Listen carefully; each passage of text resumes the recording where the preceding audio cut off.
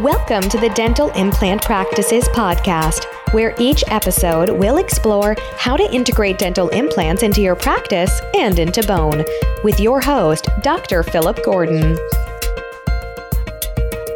Hey guys, thanks for being listeners to the show. Go to dental-implant-practices.com and find all of our resources. Also find us on Facebook, Dental Implant Practices page on Facebook, and go to iTunes and leave me a review on iTunes so we can help spread the message. Thanks. Welcome back to another episode of the Dental Implant Practices podcast. I'm your host, Philip Gordon. Today, it's a huge honor for me to introduce Dr. Bruno Arnaud. Bruno, thanks for being on the show today. Well, thank you, Philip. Thank you very much. It's a great opportunity for us.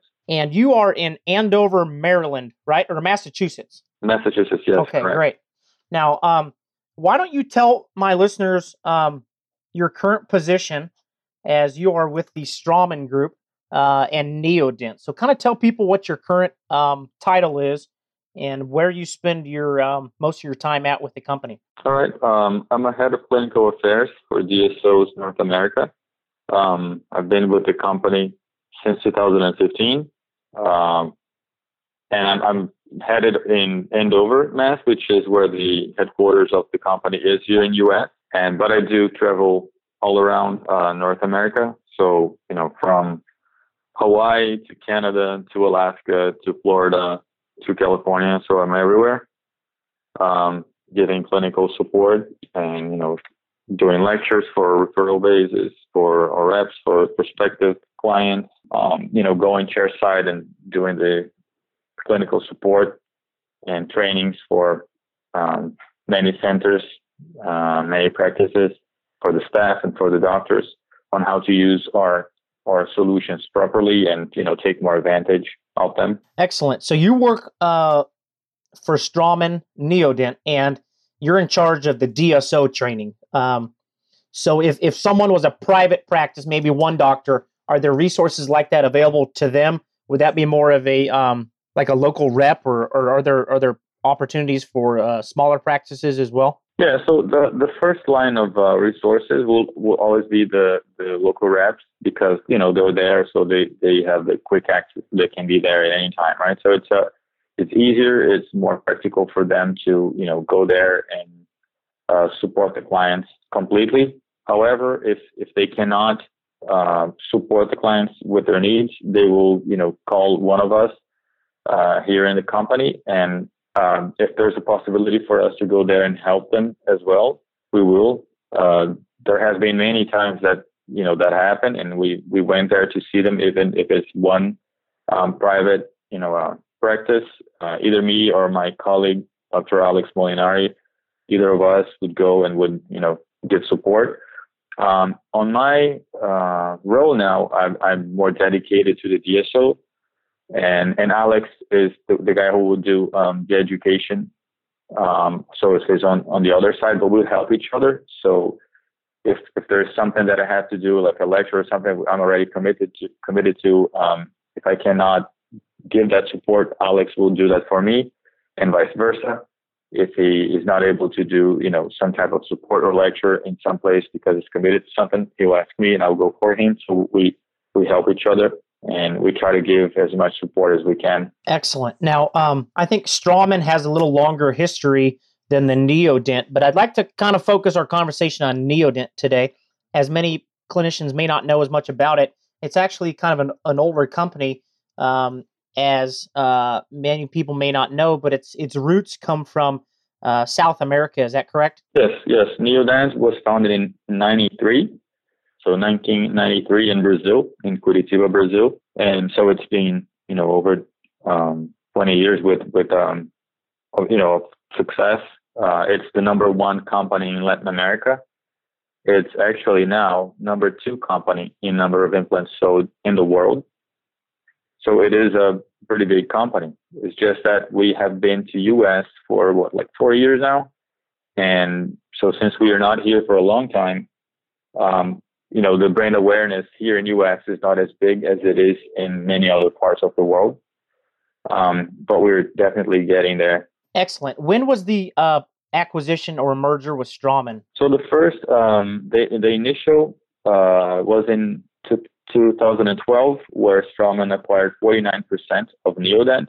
And then in 2015, Straumann acquired the rest, the 51% of Neodent. So now it's complete. It's a 100% acquisition as part of the Straumann group. And so now there's a couple different lines that Straumann can offer. The Neodent line, which had a strong presence in Latin and South America, is in the United States and has recently been not merged, but has been adopted by the Clear Choice as well. So that's a pretty big pickup for you guys to kind of steal that account away from Nobel. Is that right? Oh yeah, no doubt.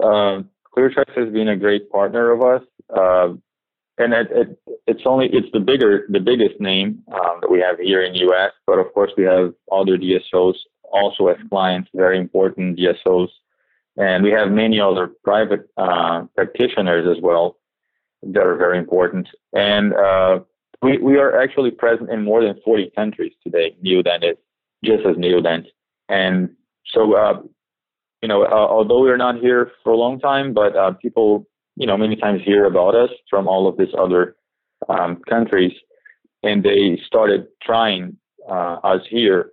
And I think we are a very, especially for the full arch solution, we are a very straightforward and like business as usual when we compare it to Nobel. So it's a very easy transition from one to the other. So it's quite compelling when you have when you use Nobel Biocare system and you start using Neodent. It's something that is similar. And because when we started all of this in '93, we followed the brain mark idea, and so the philosophy. That's what our founder really liked to use in the beginning when he started out. So it's a very familiar, let's say, philosophy when they use it. Yeah. Now, why don't you kind of tell me a little bit about your dental background? Where are you from, and where did you do your training? And then what led you up to this point where you're in this position now with the Neodent Straumann company? Yeah, sure. I graduated in Brazil in 2002, and I became a prosthodontist. So after that, in 2004, and then I started doing. My dad is a prost also in Brazil. My wife is an ortho. My sister is ortho. So we had a family practice over there. We had all of the other specialists working with us in our practice. So it was a one-stop shop for everything. We would refer to each other. So after a while, I started also. I had my first certification in perio. So I have a certificate in perio. I have 2 certificates in dental implantology. In Brazil, implantology is a recognized specialty. So I did 2 courses for implants. Coincidentally or not, the first one was with the Straumann system. The second one was with the Neodent system. And I used to place and restore my own implants. I used to place implants for everybody in our practice. And to restore was me and my dad, most of the cases. After that, I started helping Neodent in Brazil with the implant courses. I knew Neodent. I had been using the system for a long time, and I started helping with the courses over there. So in 2013, I decided to come to U.S. to actually for an MBA. I wanted to help my parents in their. They have a dental insurance company there in Brazil, a small one in the Northeast, and I wanted to help them out with that. So I came here for an MBA, and then after that, Brazil started having a lot of riots, protests. A lot of the political situation and economical situation started getting a little weird there, and I thought, why not stay here longer? So I had just graduated from my MBA program at North Carolina at Chapel Hill, and Straumann had just acquired the rest of Neodent in 2013. So I just sent my resume to Straumann, and since I had all of this experience, they wanted me to come and to start helping with the DSO. They had just acquired Clear Choice, and that's how I started working for the group, helping them with the Clear Choice business. And then since this was just the beginning, I was pulled into different directions too, with the education department, helping them with the lectures for our clients and prospective clients, referral basis of surgeons, and for the local reps. And so that's how everything came, and started doing education materials. I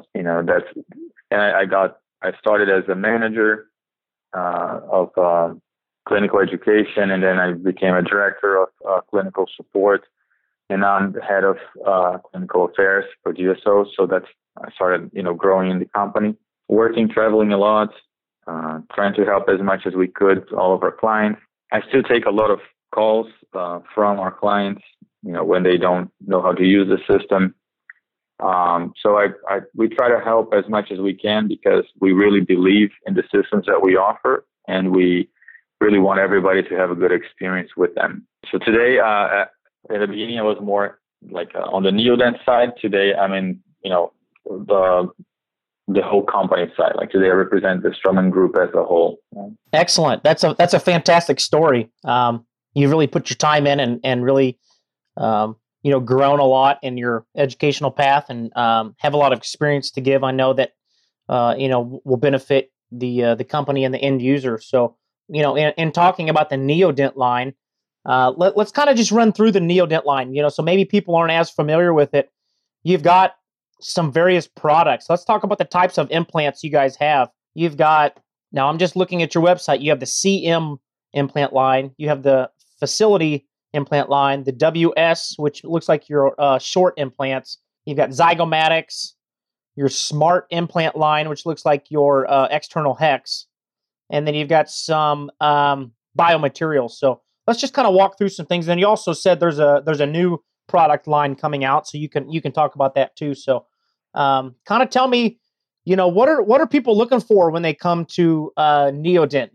What types of lines, and why so many types of implants, and kind of walk through, what Neodent's all about. Yeah, sure. Awesome. So the regular line that we offer is the CM line. And the CM line is kind of like, if you could solve all of your, implant cases with the regular line, that's the one we go to. So it's the line to go to is the CM line. The other lines we created as a way to, take care of those situations that you just cannot take care of with the regular line. So the narrow implant, which is the facility, the 2.9 implant. The WS, which is the wide and short implant for those cases where you just don't have enough, vertical bone height to be able to place your implant and restore. Zygomatic, right? So it's just for those cases where you just cannot place a regular implant and you have to, take care of it anyway. So we started with the regular line. The external hex line is interesting that you touched on that, because it is still very big in Brazil. It's not the line that we, would like to support. We think that it's a thing of the past, and we still have it because we have a huge demand for it. But we really stand by our Morse taper line, which is the CM line. CM stands for cone Morse, and it's Portuguese for Morse taper. So that's the line that we, stand by for, and we want to. We want everybody to try. So we have both of them in Brazil. In Brazil, we actually have an internal hex line as well, which we didn't bring to US.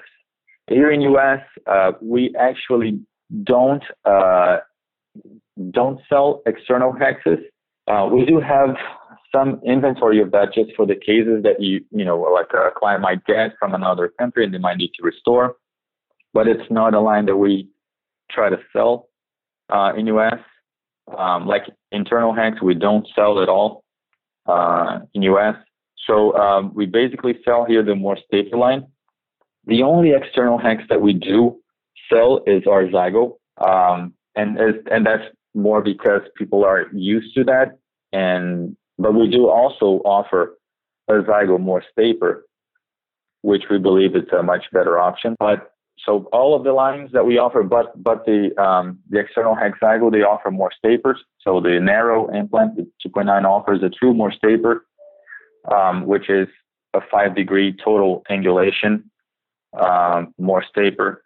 We offer the regular line, which is a Morse taper. The WS, the wide and short implant, is also a Morse taper.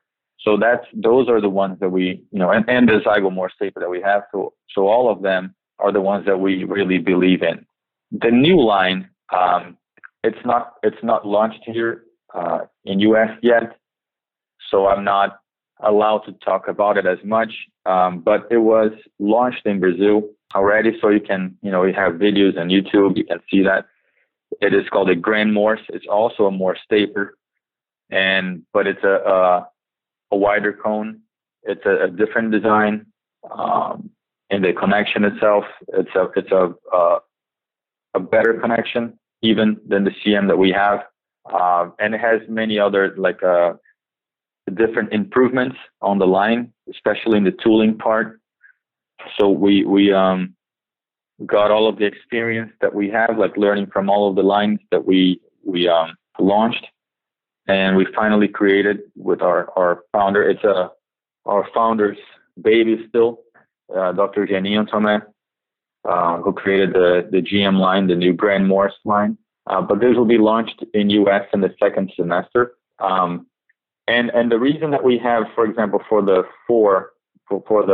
CM line, the regular line, the reason that we have today multiple implants, so we have 4 implants for the regular line, is because we had 1 implant for each type of bone density. All right, so we have an implant for hard bone, an implant for soft bone, and we have 2 implants in between. So that's how we believe that you would have a better outcome. When you have a very soft bone, and if you can use a more compressive implant, a tapered, more compressive implant, you might be able to achieve your outcome. Like, let's say you want to do an immediate load, you're going to have more chances on getting that done if you do it with a tapered, more compressive implant. But on the other hand, if you want to work in hard bone, that tapered, more compressive implant would be too much. You would get too much of torque. You may get the implant stuck. It may become a spinner. So we prefer to offer a cylindrical and cutting threads type of implant so that you can have a smooth placement there and still have enough stability to, load your case. So that's why we offer the 4, different implants, so that you can have the option of be able to immediate load or not the case, if that's your option, for any different bone density, or any case that you might have. So that's the idea behind that. It's just giving you control of your case. And so that's why we offer more. The other ones, the extra, so the narrow and the short, the wide and short, and the Zygo, we just have, we have different sizes, but you just have one type of a WS here in US. You just have one type of facility. And we have 2 types of Zygo. They are mainly the same. It's just the connection that changes. It's just one is a Morse taper, one is an external hex. So the WS line, the wide short, that still comes in the CM connection, right? Do all these have the same connection? Let's talk about that for a moment. Everything in the CM line has the cone Morse taper. Are there different sizes of the drivers? So do they all take the same surgical and prosthetic drivers? Yeah, that is a great question, actually. We do have the same connection for all implants in the CM line. So the regular line, the CM line, from the 3.5 diameter implant up to the 5.0 diameter implant, all of them, they will have the same internal connection. So you have one abutment for all of them. So the same abutment will fit in all of them, the same driver for all implants.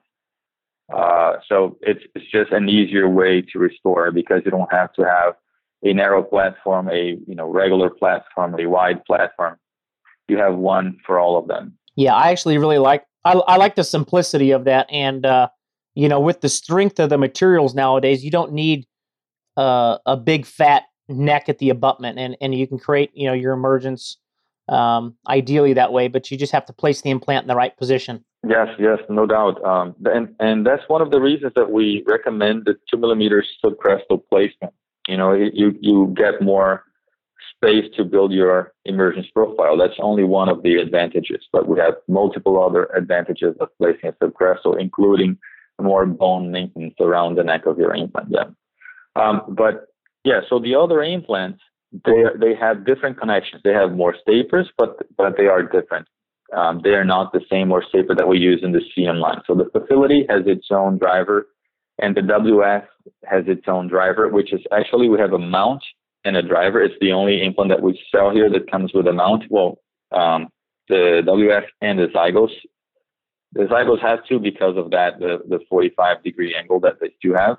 However, we do have a Zygo project cooking in the oven. We're going to have this straight Zygo coming out also, which was a big demand of some of our biggest implant placers, including members of the Clear Choice Network. Yeah, so it sounds like you guys have a lot of flexibility, and as far as types of implants, whether it be long or short, or you've got different types of implants for D1 bone or D4 bone. So you're providing solutions for all scenarios to be able to restore whatever functionality that that dentist and that prosthetic requires. So that's really fantastic line. Well, thank you. Yes, that's definitely the idea behind all of this. We want to try to make it easier for the clients to be able to solve all of their problems with the system, right?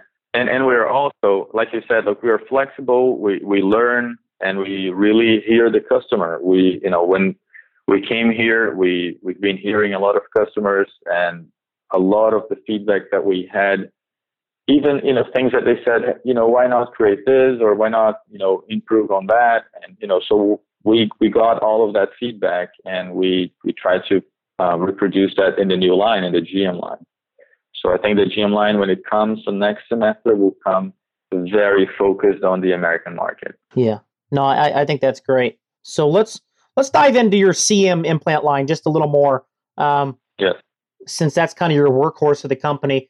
I know you guys kind of pride yourself on a couple of things. One of them is the Morse taper, and placing them subcrestal for bone growth and bone maintenance, and then the surface treatment. So let's talk about those. Why is cone Morse or Morse taper important? What is that? Why is that important? One, and how does that relate to bone levels and bone maintenance and all of that? See, because I think there's some significant clinical findings you guys have, and there may be some people that don't understand why a connection can be so important. Yeah, no doubt. So normally when I'm even lecturing, I normally say that the connection is the heart of the implant, right? The outside of the implant, the macro design is more is built towards the surgery, right? So you can get more stability or less stability depending on how the design of your implant is. But the internal part of your implant, the connection, is actually what will give you a long-term success or not. It's the most important part of the implant, because it's where you have all of the pros will be connected on that, and the pros is what gets all of the load. So the stress is all in your connection. So we are very proud of having this CM, the cone Morse, the Morse taper connection, because we see in research from a long time, we have researched, all of the different implant manufacturers there are, including the ones that have Morse taper, and we studied their studies to try to understand why the Morse taper would be superior. And we were able to create ours after studying all of them. So it gave us this great advantage on, when it was time for us to build ours, we had all of this clinical experience from all of these other players, and we were able to produce it the way that we wanted to produce. So basically, the Morse taper is, the concept is of that, the cone inside of a cone, right? Kind of like a pint glass inside of a pint glass. So the first retention, the primary retention mechanism from the abutment to the implant is the friction in between the walls of those cones. And that friction, in our case, it's so big, it's so high that you get to reduce those micro gaps that you have in the connections from a 10 to 50, that's the industry average, from a 10 to 50 micrometers down to a 0.3 micrometer level. And, like the smallest size of a bacteria, for example, is 0.4. So the bacteria cannot, get inside the connection because it's just too big to the gap, right? So this type of tightness, this type of friction is called the cold weld, right? We have a cold weld in the abutment implant juncture, and that will, create enough friction to, make this gap be almost inexistent, right? And so because we have that, we don't have that bacteria inflow. We don't have, that micro movement of the abutment. You have flexibility, but you don't have the micro movement. So when you don't have that, your body doesn't have to recreate the biological width by saucerizing, like by destroying the bone around the implant neck and, to be able to fix the fibers in the implant neck. You just don't have that problem. So you can just have your fibers coming right to the abutment, side by side to the abutment. So it's just like the ankylosing system had shown in 2003 with the Tannenbaum paper. So we know this by then. And when we lecture in many places, we still see people today, they don't know this concept. And, from all of the different papers that we have, it's just a very spread out, like, among the population of dentists who already use a Morse taper is spread out how the Morse taper is superior to any other systems.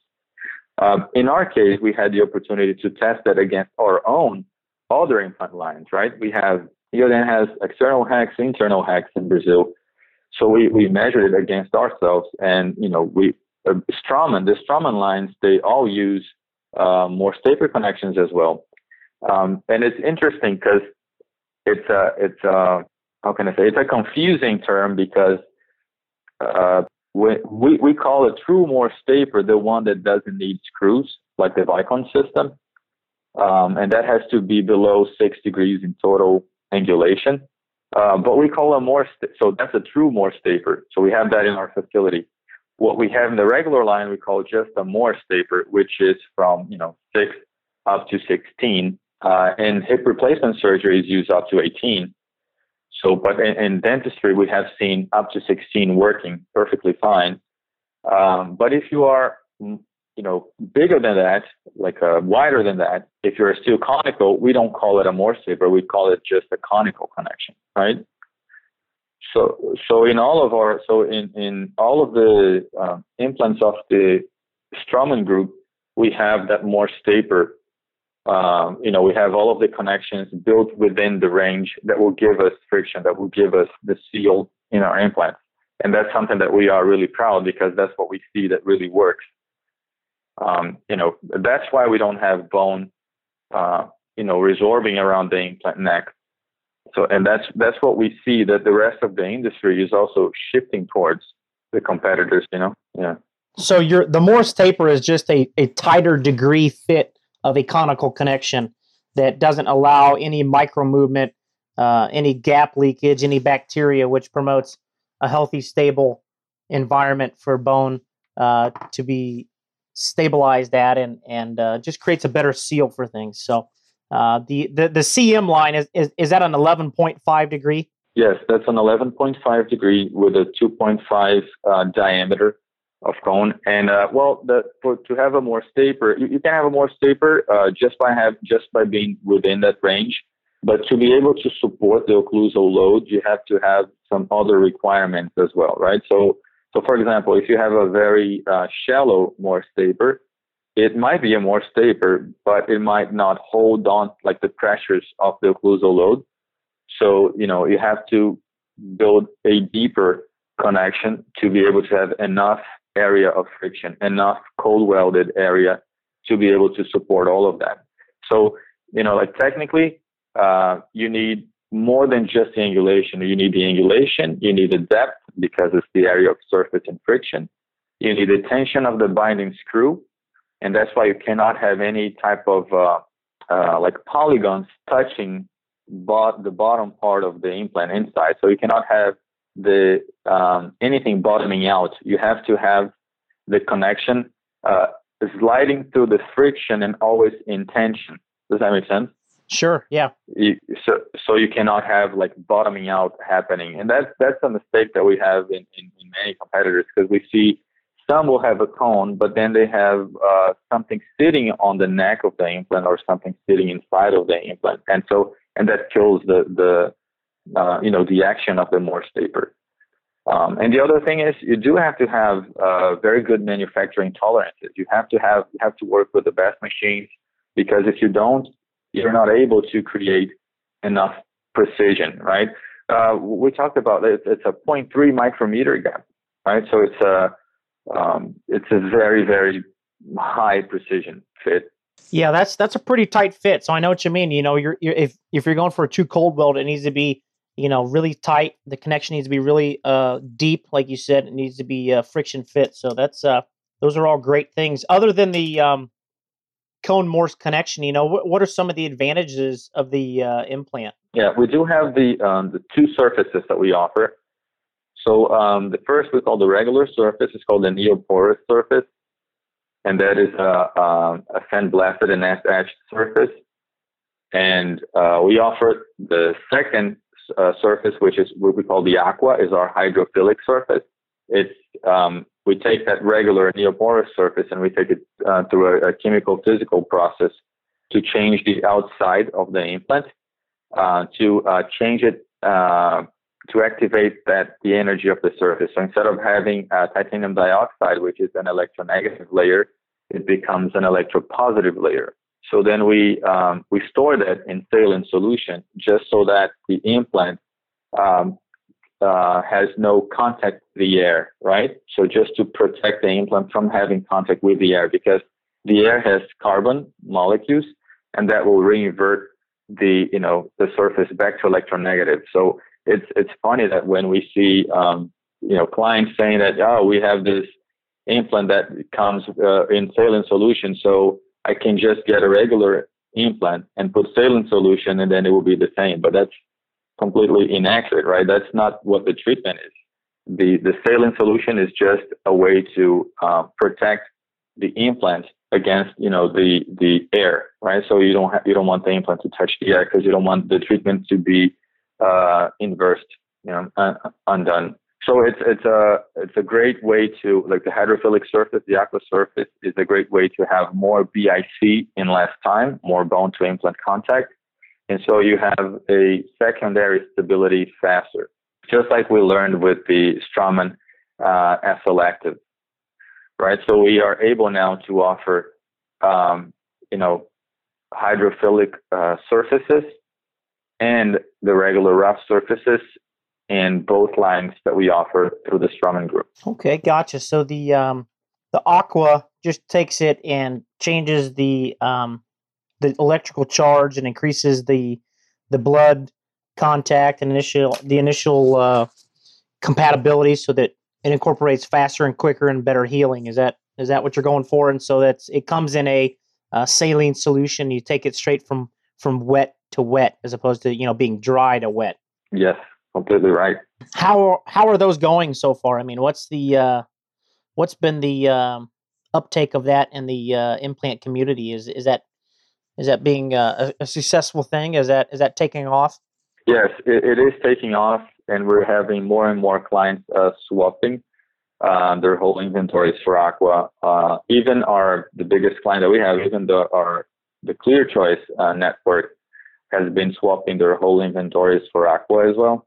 And that just shows how much we are all, excited and having great results out of it. We have like new papers, and the good thing about the papers is that many of these papers are coming from just clients, right? That are doing the papers, asking for some material and, developing the studies themselves. So it's not made by us. So, so it doesn't have any, it's not like because it was created, from us. It's something that the clients are doing and then publishing them. And we see that in all of their results, it's the same thing over and over, that we show more stability with our hydrophilic surface faster. So it's an awesome solution, and it's something that just gives you peace of mind, right? It's the implants are a little more expensive than the regular implants, but if you get to save one case with that, we have papers showing that more than 80% of the implant losses or the implant failures will happen in the early stages. And if you're able to not lose one of those implants, it's already worth swapping the whole inventory, right? So it's just a no-brainer at all. And I say this as a client because, even before joining the company, that's what I did to my own inventory in Brazil. So my mom has 4 implants. I say this to everybody. I place them like individual implants, and all of them are Neodent Aqua implants, and I would not have done otherwise. Well, that's good. I mean, if you believe in a product that you can use on your own family, that says a lot. Yeah, no doubt. Now, when placing your implants, you guys recommend a 2 millimeter subcrestal. Is that with every one of your implants, and what's the reasoning for that? Yeah, so what we see in papers, and again, with different papers from different brands even, but showing that more stapers maintain more bone when they're placed 2 millimeters subcrestal. Normally what we see are papers showing that, before 2 millimeters, you maintain bone, but the optimal amount of bone maintenance is at 2, and then more than 2, it doesn't make a lot of difference. So that's why we have been proposing the 2 millimeter subcrestal.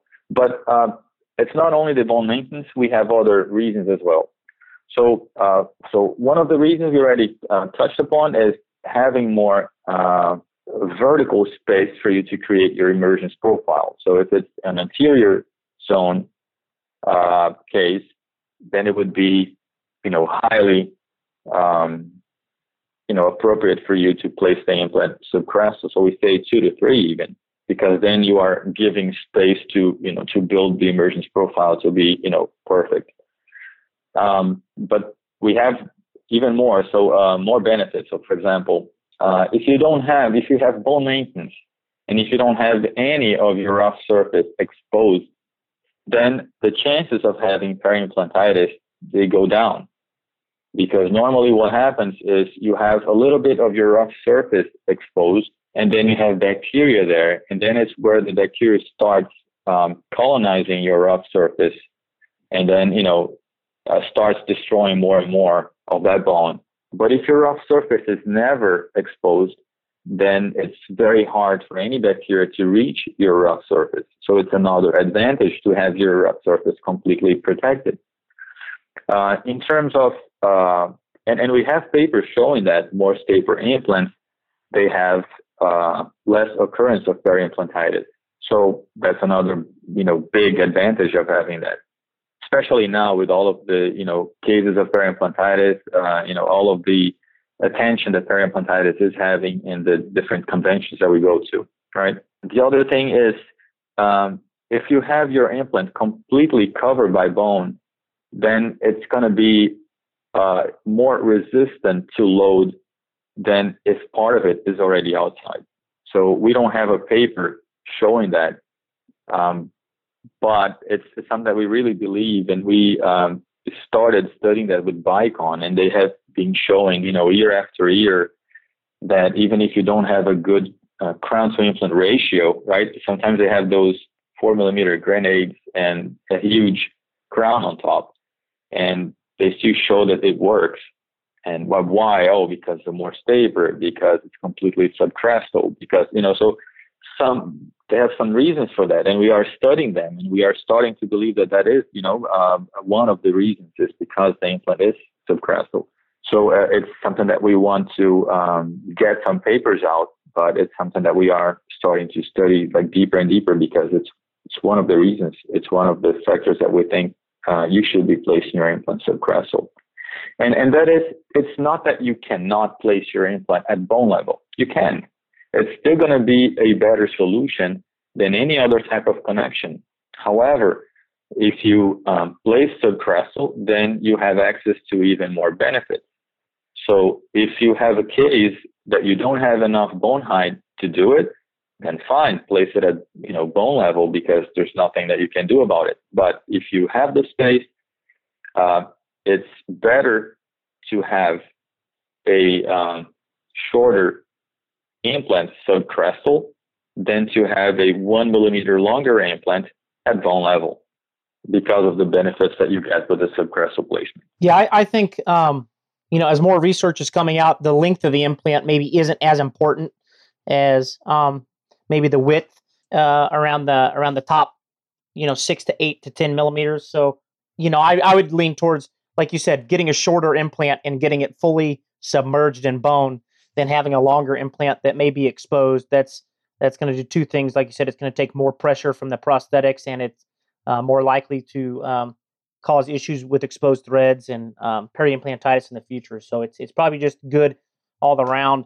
But as the things you talked about, very important there for long-term stability. So I'm actually glad that they're kind of pushing that 2 millimeter subcrestal, and now that they're shorter implants, that's possible in areas of even compromised height. Yeah, I agree with you 100%.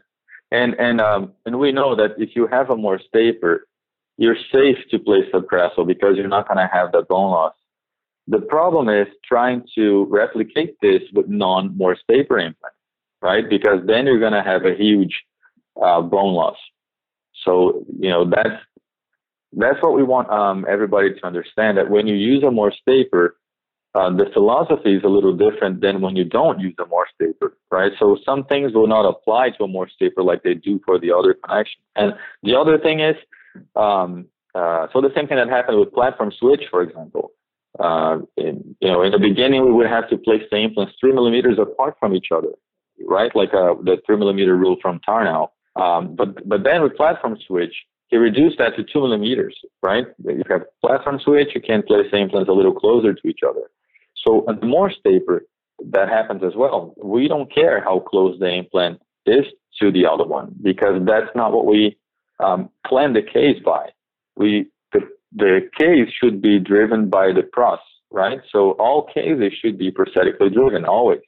So every time that you place an implant, you should be placing that in an area where you're going to have your abutment or your prosthetic platform exactly where you want your crown to emerge from.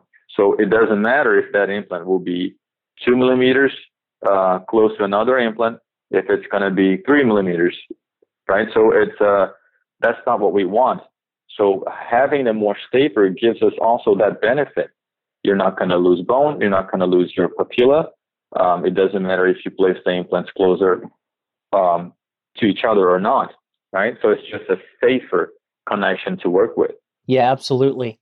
Now, are there any other technical aspects of the implant that you think we need to cover, or do you think we've kind of conquered all the big ones? I think one important thing is to understand that, for example, the drilling protocol, it's different from the different implants, right? Like when you are, like we know already for different bone types, if you have hard bone or if you have soft bone, you're going to drill more or less to place that implant.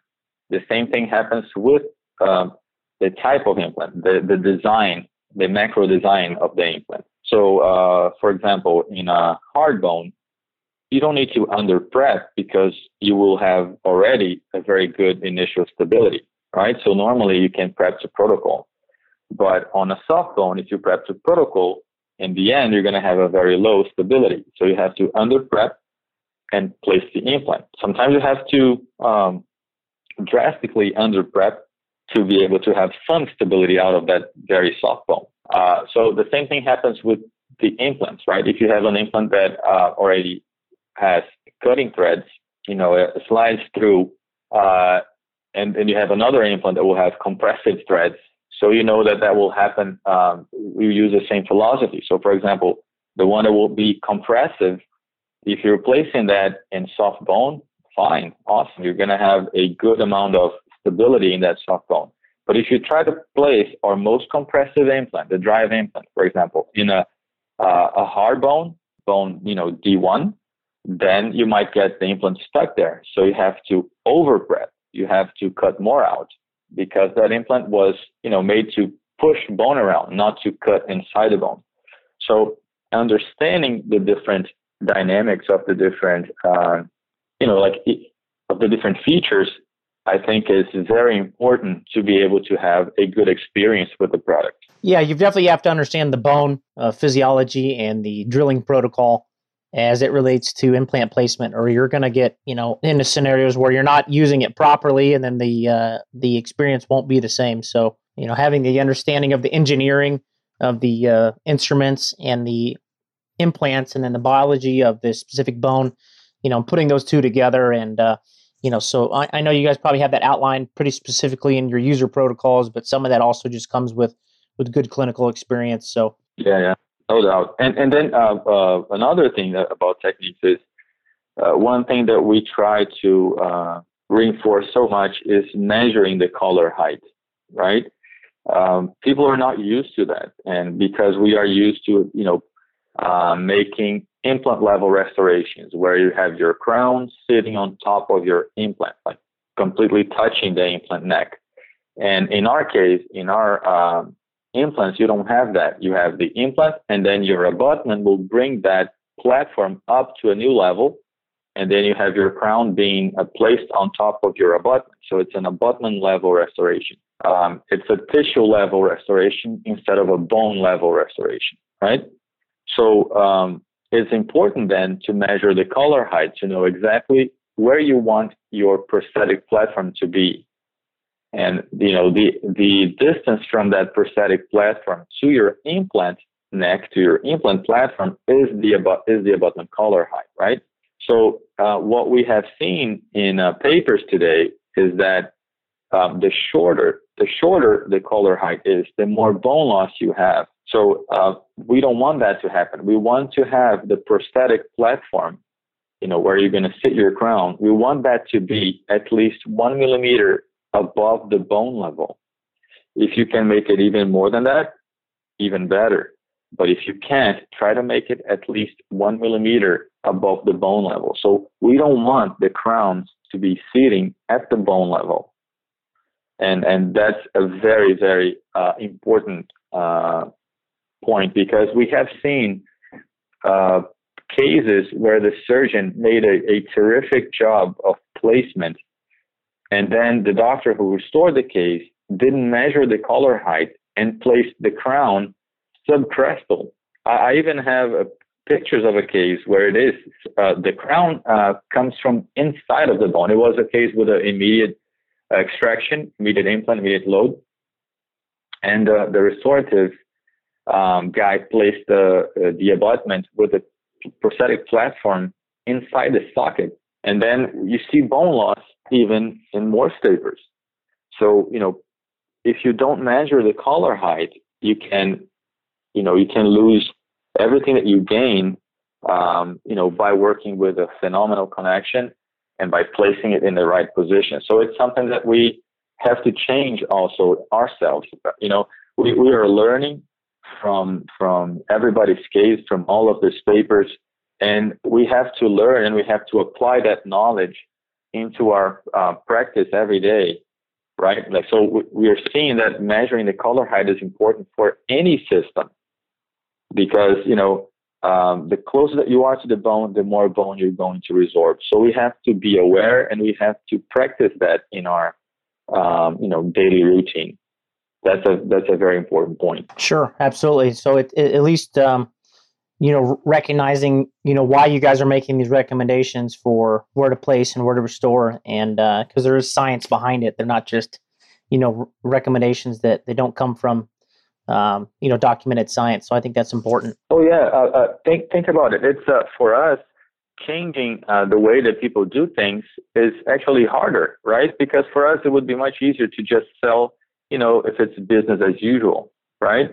But what we think is it's our responsibility to spread, the news that we are getting from the different, from the papers, from the science that we have been exposed to. So we don't want just to sell. We want to have our clients having better outcomes, right? Because if they are successful, we are successful. If they're not successful, we are not successful. So we want, we want the clients, we want the patients to have better outcomes and for longer times. So that's why we want people to change the way they're doing things, because that's what science is showing that is working. So we have to work together to, make implantology an even safer specialty, right? Sure, absolutely. Well, so with that, you guys also offer some training or education. Why are you able to speak about any educational or training events that the Neodent offers? Yeah. So we have we are now starting to have a partnership to start a patient training here in US. We don't have that yet. We are still in the in the oven with that, but we do have many different courses that we offer in Brazil, and we bring clients to Brazil for those courses. Some of these courses are in the city where Neodent is, where the factory is, and they get to tour the factory. I don't know if you know, but the Neodent factory is already the biggest factory in the world, the biggest implant factory in the world. So it is a very interesting place to tour and to take a look. So we take them over there. We have different levels for the courses. So we have introductory courses with basic implant placement, or we do have more advanced courses with graft, sinus lift. We have full arch courses. So we have a big range of different courses that we offer in Brazil. Some in Ilapel, the university that belongs to the founders of Neodent, but also others with partners in other parts of Brazil, also in Curitiba and Rio de Janeiro. And we are always looking for other places as well to start more partnerships. We have had courses in the Dominican Republic. We have had courses in Cancun. We try to partner with a multitude of different institutions so that we can offer more and more courses to our clients. Yeah, that's fantastic. So it sounds like you guys have maybe some amazing facilities and educational events now, and you're continuing to even look and offer up and start even more so that people can not only get comfortable with your implants, can get more and more comfortable with different types of surgeries and different types of procedures, whatever step in their progression they're coming in with. Yeah, no doubt. Even like very specific courses. For example, we have a course where you do immediate implant with immediate load, but stock abutments, which is something that it's very successful in Brazil. And, it's so affordable to use stock abutments, and it's actually so good also for the biologics because you're not switching abutments. You just place one abutment at time of surgery, you never take it out, and then you just do your pros on top of that. And we have, the demand for this type of course and this type of technique is actually increasing as well. And so we have courses specifically for that so that they can achieve phenomenal aesthetical results with a very simple way, very effective way, specifically protecting the biologics. So we have that course too in Brazil. And people love it. Like they all come back, loving that course because they have a very good team helping us there. Dr. Marcos Mota and his staff there, they do a phenomenal job on teaching their experience to our clients over here. Yeah, that's great. I mean, the idea of, that kind of one abutment one time, I think, is exciting for people. And then you can just change the dentistry on top. I think that would be, really fantastic. So you've got educational events. Now, also, you guys have a symposium once a year. Is that correct? Yes, that's correct. Okay. Tell me a little bit about the symposium. I mean, what would people kind of learn from at the symposium? I have noticed that you guys have it this year, June, was it 8th and 9th? Yes. Okay. 8th and 9th. Yep. And that's at Dana Point, California. Do you know where that's at specifically? So Dana Point, California. It's going to be a phenomenal symposium. Last year we had the symposium was sold out. It was a huge success. And it was great to see how much the clients appreciate like the doctors that we brought from Brazil. We brought a lot of doctors from Brazil because, since everything started in Brazil, it's where we have the biggest, client base that is very experienced with the product, right? So when they come and when they show their own techniques and their outcomes, the clients that are in North America, that they can see, that really works, and it works in such a simple way, such an affordable way. So, why not do the same, right? So it's a very, it's very exciting to them, and to be able to see, these new techniques. And so it was just huge. We have a partnership with Zirconzon, and they were there as well in our symposium. This year we are expecting to be, another, huge success. And the point, the place couldn't be better, right? And it's such a paradisiac spot, and so it's just, we are just very excited about it. We're going to have also the founder coming back here, and people really anticipate the founder speaking, right? Because he has so much experience in both, being a clinician and developing the products and testing the products himself.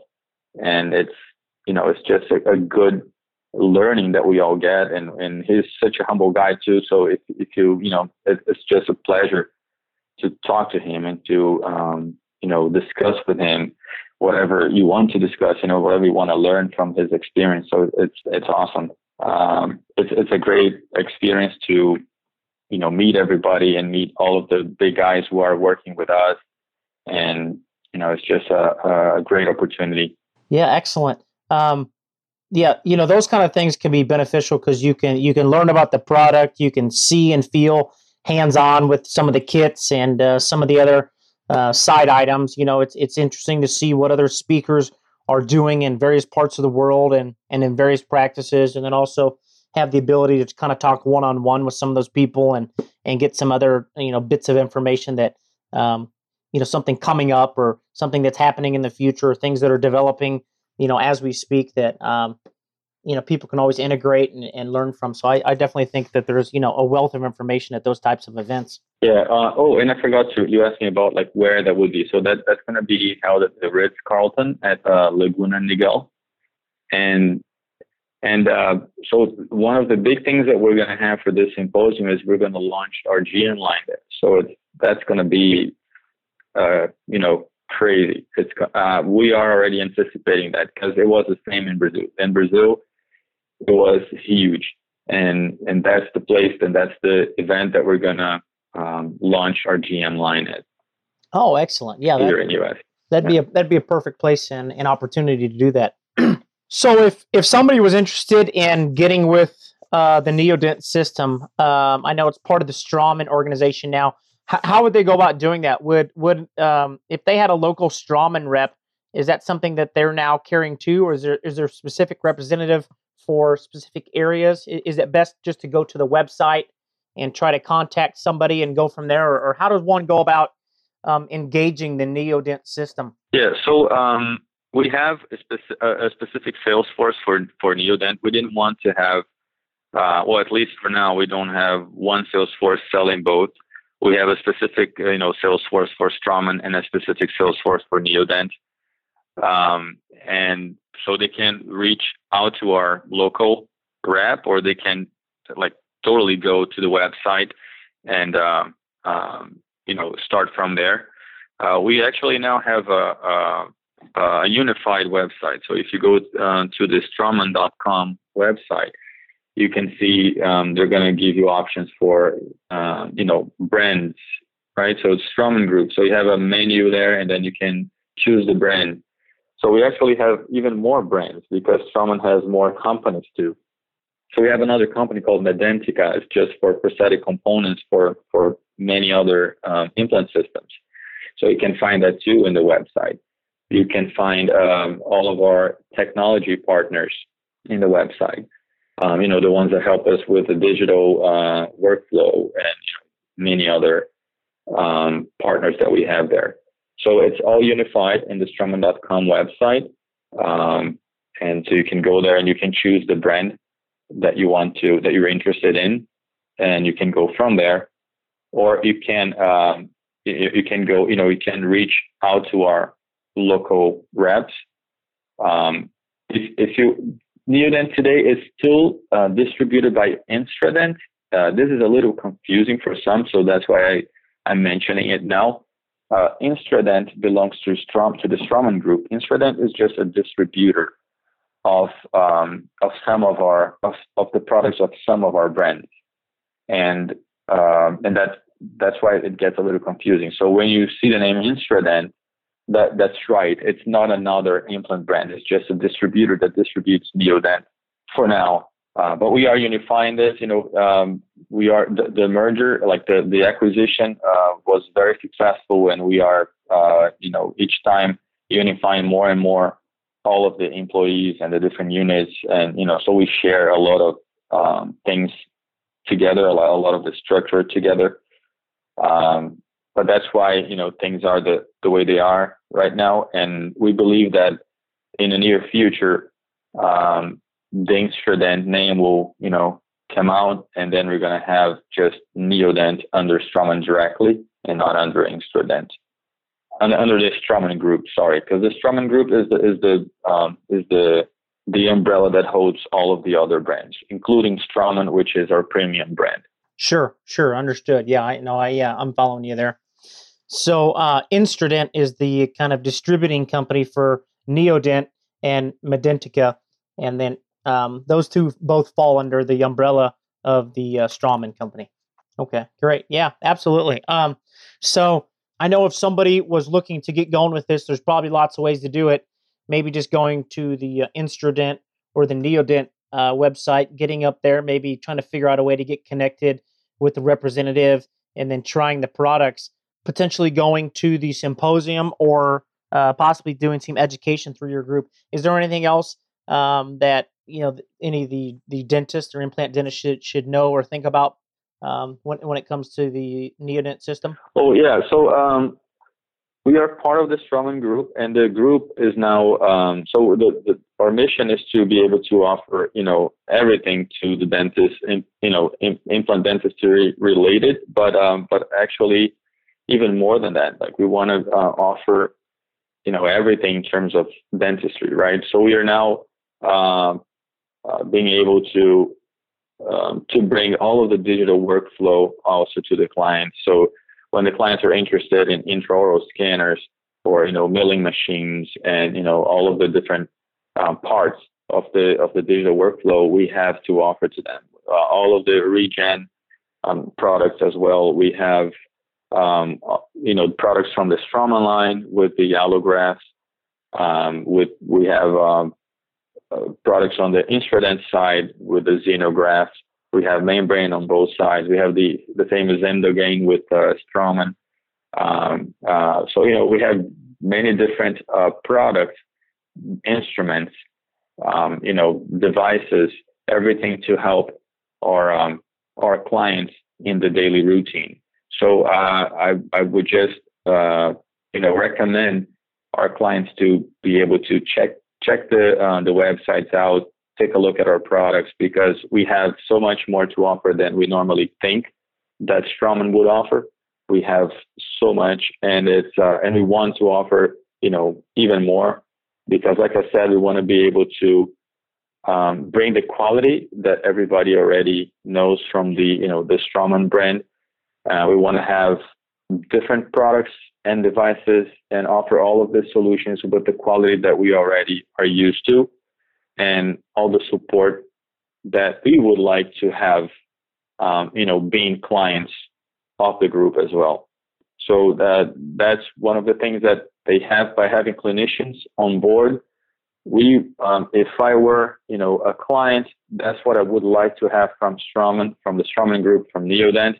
So that's what we try to offer for our clients today. So I just recommend them to check us out, and if they need any more information. They have a lot of information on the site. If they want to talk to us, just get in touch with us with our sales force, and it's going to be a pleasure for us to reach out to you and help you out, however we can. Well, that's great. Bruno, I think we've covered a lot of topics here, and I think we've got a lot of great information.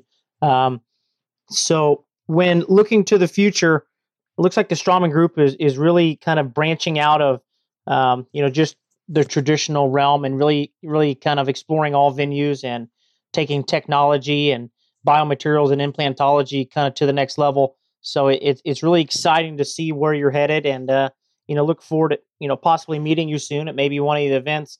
So I will direct people to the all the appropriate places, and make sure that if anybody's got any other questions, they can get those solved, so that they can learn what Neodent's all about, and potentially open up to using your product and kind of getting some momentum going here in the United States. Yeah, well, awesome. Thank you very much for this opportunity, Philip, and thank you for being interested in making this possible for everybody. And that's what we need. We need more people like you to spread the news and to be interested and concerned about implantology and how things should be, right, and how we should be changing the lives of our patients. Right. So thank you very much for the opportunity, and it would be my pleasure to meet you. I hope that happens soon. Well, great. Thank you very much.